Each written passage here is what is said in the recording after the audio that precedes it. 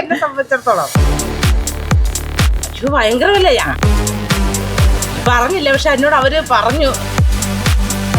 അവിടെ ചെന്നപ്പോ തന്നെ എന്റെ കിളി പോയി. വളരെ ഗദ്ദമായ കാര്യങ്ങൾ, പക്ഷെ എഴുതി നടക്കുമെന്ന് ഉറപ്പില്ല. തളർന്ന് തന്നെ ഇങ്ങനെ കിടക്കോളെന്ന് പറഞ്ഞു. അവരെന്നോട് ചെയ്തതൊന്നും ഞാൻ മരണം വരെ മറക്കൂല. അതെന്റെ ഉള്ളിൻ്റെ ഉള്ളിൽ എപ്പോഴും ഒരു വേദനയായിട്ടുണ്ടാവും.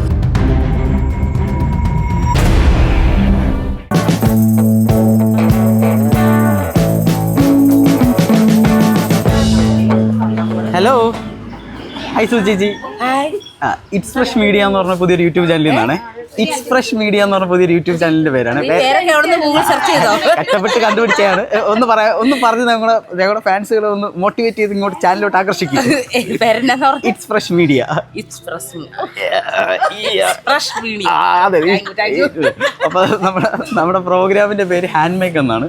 അപ്പൊ ചേച്ചിയെ കണ്ടപ്പോ ചേച്ചിയുടെ കുറച്ച് വിശേഷങ്ങൾ എടുക്കാൻ വേണ്ടി ഞങ്ങളിങ്ങനെ വന്ന് ചേച്ചി അറിയാതെ ഒന്ന് വന്നതാണ്. കറിവക്കാരൊക്കെ മേടിക്കാൻ നിൽക്കുമ്പോഴാണോ ഇത് കഴിഞ്ഞ് തിരക്ക് കഴിഞ്ഞ് നമുക്ക് പിടിക്കാം. പറഞ്ഞെങ്കിൽ മേക്കപ്പ് ഒക്കെ ചെയ്തിട്ട് വരൂല ആണോ? അത് ഞങ്ങളുടെ ചാനലിന്റെ ഒരു പ്രത്യേകതയാണ്. ആരും അറിയാതെ ഞങ്ങൾ പിറകെ ഹൈഡായിട്ട് വന്ന് ഈ കൈ നിങ്ങളെപ്പോലുള്ള ആൾക്കാരെ കണ്ടുപിടിച്ച് കഥകൾ ജനങ്ങളിലേക്ക് എത്തിക്കും. അപ്പൊ ചേച്ചിക്ക് ഇവിടെ കുറെ ഫാൻസ് ഒക്കെ ഉണ്ടെന്ന് തോന്നുന്നു. ഞങ്ങൾ കുറെ മാറി ആൾക്കാർക്കൊക്കെ അറിയാം. മീൻ മേടിക്കാൻ പച്ചക്കറിയൊക്കെ മേടിക്കാൻ വേണ്ടി വന്നു രാവിലെ. അത്യാവശ്യം മീൻ മേടിക്കാൻ. ചേച്ചി എങ്ങനെയാണ് നമ്മളിവിടെ എല്ലാവരും കമ്പനി ആണോ? ഞങ്ങളുടെ കൂട്ടത്തില് ഞങ്ങൾ തൊഴിലുറപ്പുകാര് കൊണ്ടുതരുന്ന നല്ല ചങ്ക് പോലെ കൊണ്ടുവരുന്ന ഞാന് ആ 3 മക്കള് ഞാൻ കാലം ആക്സിഡന്റ് ആയപ്പോ ഈ കൊച്ചിനെ കൊണ്ടുവരുന്ന ഞാൻ നോക്കുമ്പോ പുള്ളിക്കാരി തൊഴിലുറപ്പ് ചെയ്ത് വരും. ഉച്ചക്ക് ഞങ്ങൾക്ക് 2 പേർക്കും ചായ ചോറും കൊണ്ടുവന്ന് തരും. അങ്ങനെ ഞാനും ഈ കൊച്ചും കൂടി ഒരുപാട് തൊഴിലുറപ്പിലൂടെ ഒരുപാട് ഞങ്ങൾ കഷ്ടപ്പെട്ട് നോക്കിയ കൊച്ചാണ്. തൊഴിലുറപ്പ് ചെയ്തിരുന്ന സമയത്ത് ഞങ്ങൾ ശരിക്കും പറഞ്ഞാൽ ഞങ്ങൾ കൂടപ്പുറപ്പിനെ പോലെ അവിടെ ഞങ്ങൾ കൊണ്ടുവരുന്നത്. ആ ഒരു സീനൊക്കെ ഒരിക്കലും മറക്കാൻ പറ്റില്ല. ഞങ്ങളുടെ ഗ്രൂപ്പിലായിരുന്നു ഇവിടെ ജോലി ചെയ്തിട്ടുണ്ട്. ചേച്ചി നമ്മുടെ സുചേച്ചിയെ പറ്റി എന്താ അഭിപ്രായം? ഞാൻ കണ്ടിട്ടില്ലെങ്കിലും ടിവിയിലൂടെ കണ്ടു. അതിന് ഒരുപാട് പാരാപ്തങ്ങളും എല്ലാം പറഞ്ഞൊക്കെ ഞങ്ങൾ അറിഞ്ഞു. ഇഷ്ടമാണോ പുള്ളിയുടെ വീഡിയോ ഒക്കെ കാണാൻ? ഇഷ്ടമാണോ? ആണോ? ഇഷ്ടമാണല്ലേ? അതെ, പുതിയൊരു ഫാൻ മൊമെന്റ് ആണ് നമ്മളിവിടെ കണ്ടത് സുഹൃത്തുക്കളെ. അപ്പൊ ചേച്ചി മീനും പച്ചക്കറിയൊക്കെ ഒന്ന് മേടിച്ചിട്ട് നിൽക്കും. നമുക്ക് കുറച്ച് കാര്യങ്ങൾ സംസാരിക്കാം. ഓക്കെ.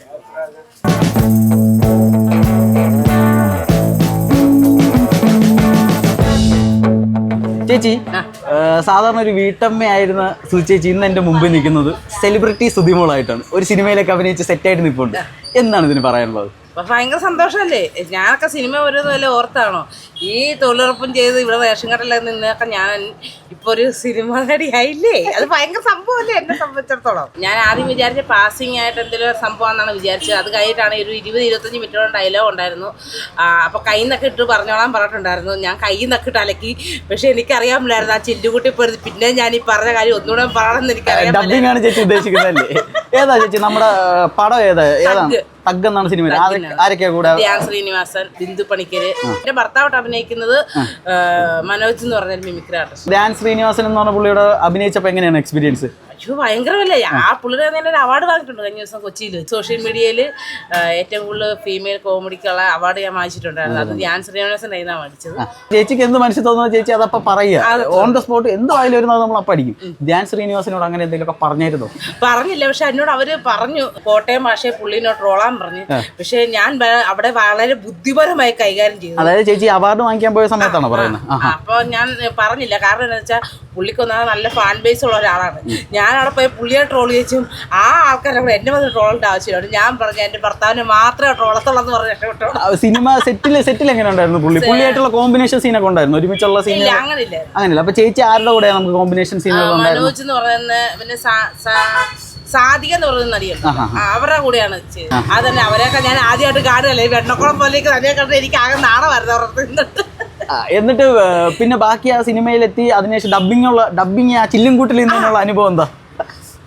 എനിക്ക് ഇവിടുന്ന് പോയപ്പോൾ തന്നെ കയ്യും കാലൊക്കെ വരച്ച് ഞാൻ ചേട്ടനോട് 1000 ചേട്ടൻ നടക്കൂട്ടെ എനിക്കറിയാൻ പറ്റില്ല. അവരാ പാൻ കട്ട് ചെയ്യേണ്ടി വരും, എനിക്ക് പറയാൻ പറ്റൂല എന്നൊക്കെ പറഞ്ഞാൽ പോയത്. അവിടെ ചെന്നപ്പോൾ തന്നെ എൻ്റെ കിളി പോയി. ഒരു പുള്ളി സിദ്ദിഖ് സാറിന് വേണ്ടി ഡബ് ചെയ്തിട്ടുണ്ടായിരുന്നു. ആ പുള്ളി ഒരു 70 പ്രാവശ്യം ചെയ്തിട്ട് ശരിയായില്ല. അപ്പോൾ അവർ വർഷങ്ങളായിട്ട് ചെയ്യുന്നതാണെന്ന് എന്നെ പറഞ്ഞ് പേടിപ്പിച്ചു. അപ്പോൾ ഒരു വർഷങ്ങളായിട്ട് ചെയ്ത് ആൾക്ക് പറ്റാത്ത കാര്യം എന്നെ കൂടെ പറ്റുമോ ടെൻഷനായിരുന്നു അവിടെ. അപ്പോൾ ആ പുള്ളി ശരിയാകാത്തതുകൊണ്ട് എൻ്റെ അടുത്ത് പറഞ്ഞു എന്നാൽ സൂചിച്ച് കയറാൻ പറഞ്ഞു. ഞാൻ കയറി. എനിക്കൊന്നും ആളായിട്ടൊന്നും തോന്നിയില്ല. ഞാൻ പഴവടെന്ന് പറഞ്ഞു നമ്മളങ്ങ് പറഞ്ഞു. ഞാൻ പറഞ്ഞു പറഞ്ഞപ്പോ ഒറ്റ ടേക്കിലൊക്കെ ഒന്നുകൂടെ റീടേക്ക് ഒന്നും വന്നില്ല. എല്ലാം ഞാൻ അപ്പൊ അവര് കട്ട് പറഞ്ഞാലും ഞാനിവിടെ പറഞ്ഞോണ്ടേ ഇരുന്നു. അതുകൊണ്ട് പിന്നെ പെട്ടെന്ന് കഴിഞ്ഞു. ഇപ്പൊ ഷൂട്ട് ചെയ്യുന്ന സമയത്ത് ഡയലോഗ് എങ്ങനെയാണ്? അസിസ്റ്റൻസ് ഒറ്റ സമയത്ത് വായിച്ചു തരുമ്പോൾ അത് പഠിച്ച് അപ്പൊ തന്നെ പറയും, പെട്ടെന്ന് ഒറ്റ ടേക്കിലൊക്കെ ആക്കിയോ? അങ്ങനെ പറഞ്ഞു തന്നപ്പോഴത്തേക്കും എനിക്കത് കിട്ടുന്നില്ല. അവര് എഴുതിയ മോഡലിലൊക്കെ വളരെ ഗദ്ദമായ കാര്യങ്ങൾ എന്നൊക്കെ പറഞ്ഞ് കിട്ടി. അങ്ങനെയൊന്നും എനിക്ക് പറയാൻ പറ്റില്ല. എനിക്ക് ഈ ലെവലിൽ അറിയുള്ളൂ. അപ്പൊ ഞാൻ സാറേ ഞാൻ എന്റെ ഭാഷയെ പറഞ്ഞപ്പോൾ ചോദിച്ചു. ആ സുധി ഇഷ്ടത്തിൽ പറഞ്ഞു, കൈ നീട്ടൊക്കെ പറഞ്ഞു. ആ ഏരിയ ക്ലീൻ ആയാൽ മതി എന്ന് പറഞ്ഞു. അങ്ങനെ ചെയ്തു. പടം എന്നാ റിലീസ്? ഈ സിനിമയുടെ റിലീസോ കാര്യങ്ങൾ എന്തെങ്കിലുമൊക്കെ പറഞ്ഞിട്ടുണ്ടോ? ഡബിങ് കഴിഞ്ഞ് എഡിറ്റിംഗ് കഴിഞ്ഞു, പടം റിലീസാകാൻ പോകുന്നു. സുചേച്ചിയുടെ തുടക്കം ഒരു രീതിയിലുള്ള വീഡിയോസ് കാര്യങ്ങളൊക്കെ കണ്ടിട്ടുണ്ടായിരുന്നു. അപ്പൊ ആദ്യം ഫസ്റ്റ് പെർഫോമൻസ് അന്ന് അവിടെ പോയി ബമ്പർ അടിക്കും, ഒരു 50,000 കിട്ടുമെന്ന് പ്രതീക്ഷയോടെയാണോ പോയത്? ഒരിക്കലും അല്ല. ഞാൻ ഇവിടുന്ന് ഇളയപാടത്ത് അവര് വന്ന് എന്നെ അവിടെ ചെല്ലാൻ പറഞ്ഞ് പോയെങ്കിലും എനിക്ക് പേടിയായിരുന്നു പോകാൻ. അതെ, ചേച്ചിയുടെ ഒക്കെ കൂട്ടത്തിൽ തൊഴിലുറപ്പ് ചെയ്യുമ്പോഴാണ് വരുന്നത്. അപ്പം അങ്ങനെ ചെന്നു. അവിടെ ചെന്നിട്ട് ഞാൻ ടെൻഷനായിരുന്നു. കിട്ടില്ലെന്ന് പ്രാർത്ഥിച്ചാണ്. എല്ലാവരും കിട്ടാൻ പ്രാർത്ഥിച്ചു പോകും. എനിക്ക് കിട്ടില്ലെന്ന് ഞാൻ പ്രാർത്ഥിച്ച് അവിടെ പോകുന്നത്. കാരണം എനിക്ക് ഭയങ്കര പേടിയായിരുന്നു. എൻ്റെ പറയേണ്ടെന്നൊന്നും അറിയില്ലാത്തതുകൊണ്ട് ഈ ലോക്കൽ ഭാഷയൊക്കെ എല്ലാവരും ഏറ്റെടുക്കും എന്നുള്ള പേടിയുണ്ടായിരുന്നു. അതുകൊണ്ട് തന്നെ വേണ്ടെന്ന് വെച്ചാൽ പോയത്. പക്ഷെ അവിടെ ചിലപ്പോൾ ഡയറക്ടർ സാർ കേട്ടപ്പോൾ എൻ്റെ സംസാരം കേട്ടപ്പോൾ തന്നെ പറഞ്ഞു യുവ സെലക്ട് എന്ന് പറഞ്ഞ് ആകെ ഭയങ്കര കിളിപോയി നിന്നത്. ആദ്യമൊന്നും എനിക്ക് അറിയില്ല അത് ഫ്ലോർ എന്താണെന്ന്. അവിടെ ചെന്നിട്ട് എന്താ സംസാരിക്കേണ്ടത്, എങ്ങനെ നിൽക്കണതെന്നൊന്നും അറിയില്ലായിരുന്നു. അപ്പം ഇങ്ങനെ കുറേ ആൾക്കാരെ അവിടെ വെച്ച് പേടിപ്പിച്ചു. ഒരു സാധനം വരുമെങ്കിൽ നമ്മൾ മുഖത്ത് വന്ന് കുത്തിയിട്ടൊക്കെ പോകും എന്നൊക്കെ പറഞ്ഞ് ആകെ ടെൻഷൻ. അയ്യോ, അപ്പൊ അങ്ങനെ പേടിച്ചാണ് ഞാൻ ആദ്യം ഫ്ലോറിൽ പോയത്. പക്ഷെ ദൈവം അനുഗ്രഹിച്ച് എൻ്റെ അച്ഛൻ്റെ വണ്ടി വിളിക്കാൻ പോയ കഥയിൽ അതങ്ങ് കയറി. ഓക്കെ. അപ്പൊ നമ്മൾ ഒരു ചെറിയ ടീമൊക്കെ എങ്ങനെയാണ്? ഭയങ്കര സപ്പോർട്ട്? അയ്യോ, സപ്പോർട്ട്, അവരുടെ സപ്പോർട്ടല്ലേ ഇന്ന് ശ്രുതി ഇല്ല. ഇപ്പൊ ഒരുമാതിരി ഇന്ത്യ അറിയുന്ന ഒരാളായി. അഹങ്കാരം കൊണ്ട് പറഞ്ഞല്ലോ സാറേ.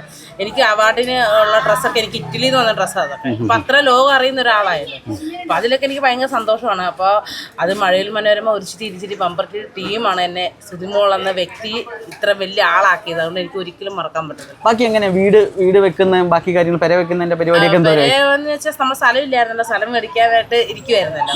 അപ്പോൾ സ്ഥലത്തിന് ഞങ്ങൾ യൂണിയൻ ബാങ്കിൽ പൈസ എല്ലാം സെറ്റ് ആയിട്ടില്ല. അപ്പോൾ യൂണിയൻ ബാങ്കിൽ ഒരു ലോൺ വെച്ചിട്ടുണ്ട്.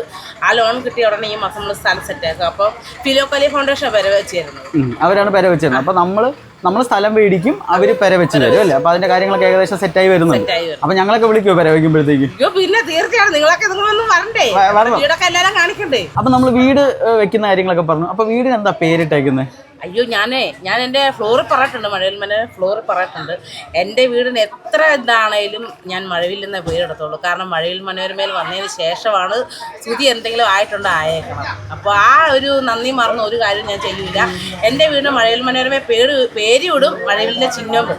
ആണോ? മഴവിലിന്റെ ചിഹ്നവും മഴവില്ലെന്ന് വീടിന് പേരിടും. അടിപൊളി. പിന്നെ വേറെ എന്തൊക്കെയാണ് നമ്മുടെ പുതിയ വിശേഷങ്ങൾ? പുതിയ വിശേഷം ഇപ്പോൾ ഗാന്ധി ഭവനിൽ കൊല്ലത്ത് പത്തനാപുരത്ത് നമ്മുടെ ഗണേഷ് സാർക്ക് ഉദ്ഘാടനം ചെയ്ത വൃദ്ധസ്ഥാനത്തിൽ ഞാനൊരു ഉദ്ഘാടനം ചെയ്യാൻ പോവാണ്. വലിയൊരു എക്സ്പീരിയൻസ് ആയിട്ടായിരിക്കുന്നത്. അവിടുത്തെ എനിക്കൊരു അവാർഡും ഉണ്ട്. കുറഞ്ഞ കാലയളവിൽ ജനഹൃദയം കീഴടക്കി എന്നുള്ളൊരു അവാർഡും ഉണ്ട് എനിക്ക് അവിടെ നിന്ന്. അത് ശരി തന്നെയാണ്. കാരണം എന്ന് വെച്ചാൽ ഞങ്ങൾ ഇവിടെ ഈ മാർക്കറ്റ് വന്നതിന് ശേഷം അവരൊരു വരുന്നു, പച്ചക്കറി വാങ്ങിക്കുന്നു, അല്ലെങ്കിൽ മീൻ വാങ്ങിക്കുന്നു, പോകുന്നു. സുധിമോൾ വന്നതിന് ശേഷം എല്ലാവരുടെ മുമ്പിൽ ഒരു ജനങ്ങൾ നിങ്ങൾക്ക് ഭയങ്കരമായിട്ട് ജനങ്ങൾ ഇഷ്ടപ്പെടുന്നുണ്ട് എല്ലാവരും. അപ്പൊ ജനഹൃദയങ്ങളെല്ലാം കീഴ്പ്പെടുത്തി പോയതുകൊണ്ട് അവാർഡിന്റെ ശ്രുതി ചേച്ചി ഭയങ്കരമായിട്ട് എലിജിബിൾ ആണ്. പിന്നെ വേറെ എലിജിബിൾ അതില് ചേട്ടാ ശരിക്കും ഇവിടുത്തെ ഒരു കൃഷ്ണനായിരുന്നു തോന്നുന്നു. ഞാൻ വന്ന സമയത്തൊക്കെ ഇവിടെ പെമ്പിളാരൊക്കെ എൻ്റെ അടുത്ത് ഭയങ്കര കലിപ്പിടുമായിരുന്നു. ആ പുലിമല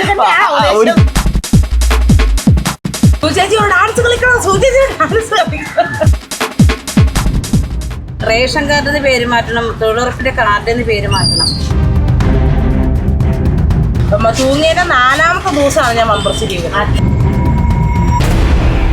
പിന്നണിയിൽ ആരൊക്കെ മാത്രം ഒറ്റയ്ക്ക്